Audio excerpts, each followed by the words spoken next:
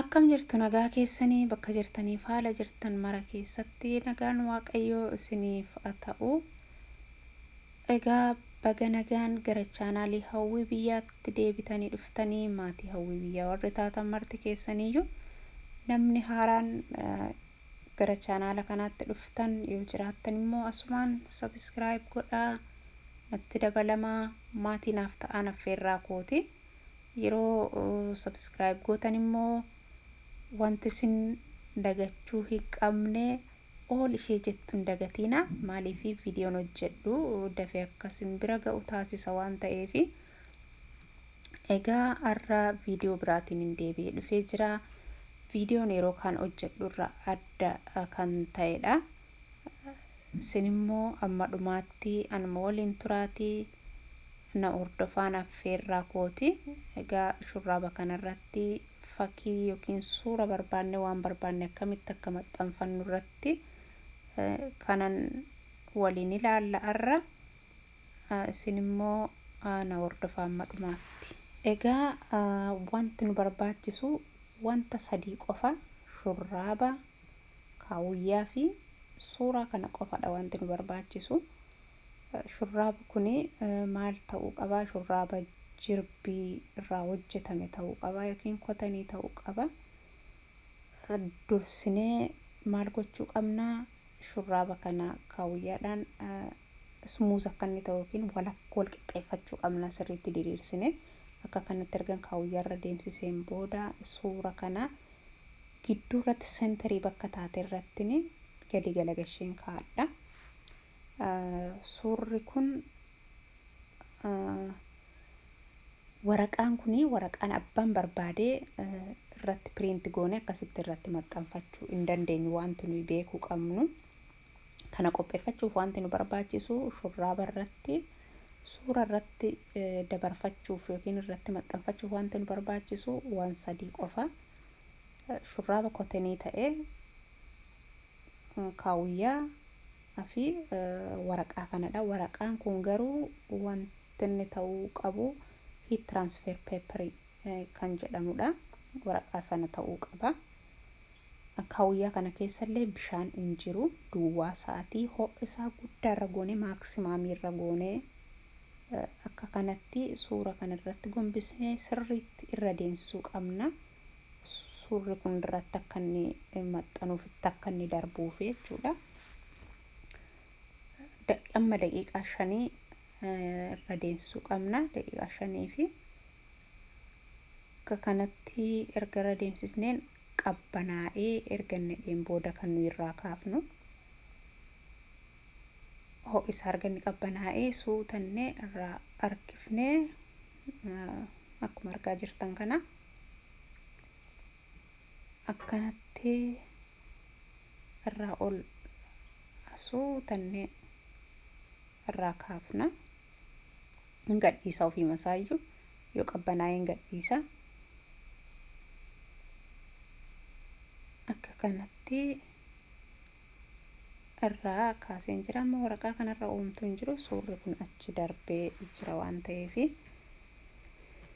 Egaa akka kanatti ammallee shurraaba biraadha maatii maraaf qopheessadha waan ta'eef, dhaloota mucaa kooti waan ta'eef kanaaf suura kana shurraaba maatii maraa irratti maxxanfadha.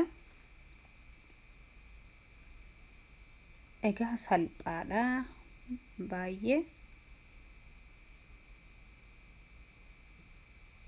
Akkaataa barbaannetti barreeffama barbaanne, suuraa barbaanne, sagantaa garaagaraa yoo qabaanne, sagantaa dhalootaas yoo ta'e, kan harmoolii yookiin Mother's Day, Father's Day, Birthday Day, Anniversary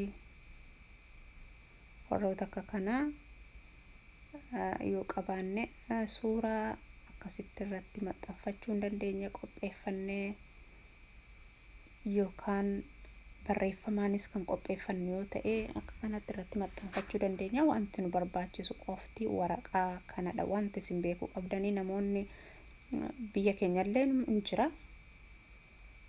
Kanaaf ani argama bakka kamittiyyuu waraqaa kana qabaannaan suuraa waraqaa kanarratti piriinti godhanii baafachuu qofadha. Barreeffama barbaannee suura barbaannee waraqaa kanarratti piriinti godhannee shurraaba kanarratti shurraaba kotonii ta'e irratti dabarfachuu dandeenya jechuudha.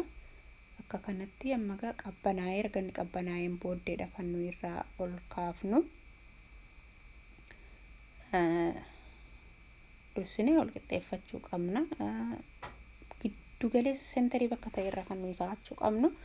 Yeroo akkas goonu kana safartuullee gargaaramuu hin dandeenya. Tilmaamaan hojjechuurraa tilmaamaan yeroo hojjennu gam tokkotti caaluu danda'a, nu jalaa fokkisuu danda'a. Kanaaf tilmaamaan hojjechuu caalaa si'a baay'ee safartuu gargaaramnee akka waliin caalletti bakka giddu galeessa irra kaa'annee hojjetachuu dandeenya. Yookiin qopheeffachuu dandeenya. Akka kanatti haala salphaadhaanii akka kanatti yeroo muraasa gidduutti shurraaba qofa bitattee akkanatti qopheeffachuun ni danda'ama. Waan salphaadha, waan nama dhibuu miti, waan nama rakkisullee hin jiru kana keessa wanti tokkoyyuu. Akkuma jedhee egaa yeroo gargaaramnu shurraaba garuu shurraabni nu gargaaramnu shurraaba kotonii ta'uu qaba. Yoo sana hin taane gubachuu danda'a waan ta'eef. Kanaaf shurraabi keenya shurraaba jirbiirraa hojjetame ta'uu qaba. Sana akka hin daganne. Kanarraan kan hafe akka kanatti miidhagfachuun hin danda'ama jechuudha. Egaa akka kanatti suutanneeti nu irraa kaafnu homaa inkaa waan ta'eef suuta sochuu baanne homaa wanti irraa luqqa'ee yookiin waan tokko wanti ta'ullee hin jiru. Garuu ol deebifnee harka keenya duukaa deemnee irraa kaafanna. Akka kanatti ni qopheeffadhee isinillee akka kanatti suuraa barbaaddan yookiin barreeffama barbaaddan waan barbaaddan qopheeffachuu dandeessu. Akka kanatti yaalaa ilaalaa.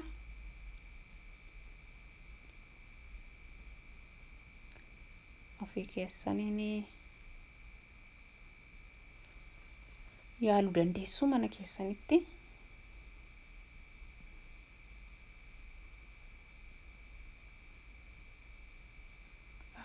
Daqiiqaa 5 tokkoof akka kanarra deemsisuu qabdu. Bakka waraqaan kun ga'e hunda irra deemsisuutu isinirra jira. Maaliif guutummaan isaa irratti akka ka'uufi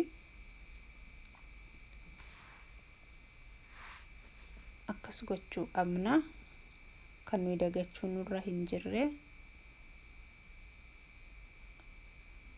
Akka kanatti bakka inni ga'e hundumaarra yoo deemsisne achiin ga'uu baanne irratti hin ka'u suurri irratti nafu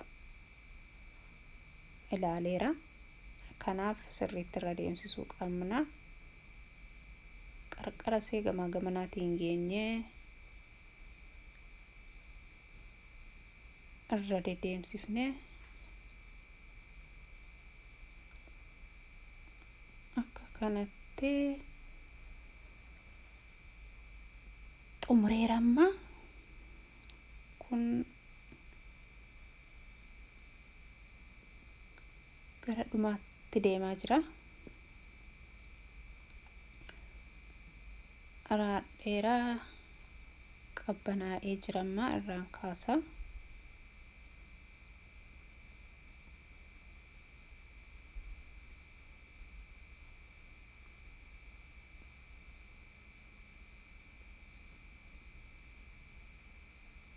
kanatti xumureera kana fakkaataa viidiyoon koo irra akka kanatti xumuradheen jira hunda saayyuu ani Daddy Shark, Mommy Shark, Brother Shark akkasidhe waan inni kana jaallatu fi sharkii kana baay'ee jaallata waan ta'eef akkasiin qopheeffadhe. Egaa yoo isinitti tolee jiraate immoo like, share, subscribe gochuu hin dagatina.